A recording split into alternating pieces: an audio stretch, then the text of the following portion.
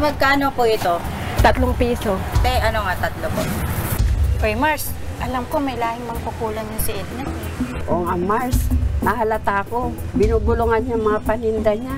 Kaya nga maraming bumibili kasi may halong kulam. Attorney, pinagkakalat ng kapitbahay ko na may halong pangkukulam yung paninda ko. Legal ba kung diretso silang asampahan ng kaso sa paninira nila? Legal po ang inyong gagawing kasuhan sila ng diretsa ng slander o oral defamation.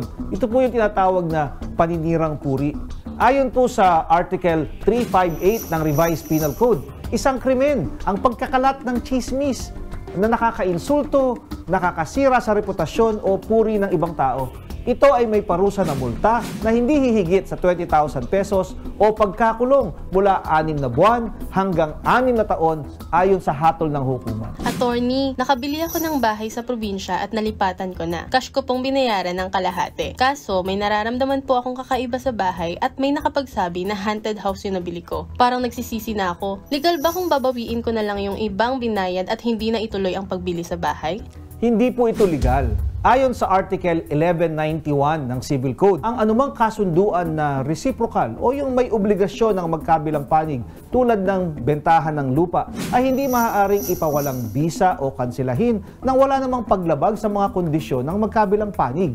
Sa kasalukuyan ay wala pong batas na nagtatakda na ang bentahan ng lupa ay maaaring kansilahin at bawiin ang bayad dahil lamang sa ito ay haunted house o may mga masasamang espiritu. Attorney, may nagalok po sa akin na makakausap ko raw ang namatay kong asawa sa pamamagitan ng isang medium. Siningil po ako ng 2,000 pesos. Tapos nagsalita ang medium na siya raw ang kaluluwa ng namatay kong asawa. Pero nagtanong ako ng mga detalye na tanging asawa ko lang makakasagot. Napatunayan ko na hindi totoo at niloloko lang ako. Ayaw na nila ibalik ang binayad ko. Legal ba to? Hindi po yan legal. Ang ginawa po sa inyo ng nagpanggap na medium at ang seance na peke ay isang krimen ng panloloko o swindling.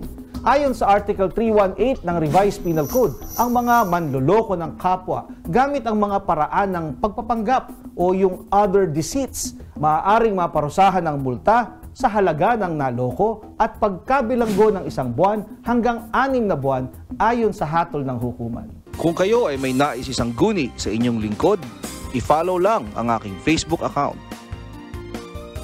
Mga kapatid, Justin Quirino po. Masayang kwentuhan at makapulahang informasyon ang hatid namin tuwing umaga. Kaya mag-subscribe na at mag-follow sa social media pages ng News 5.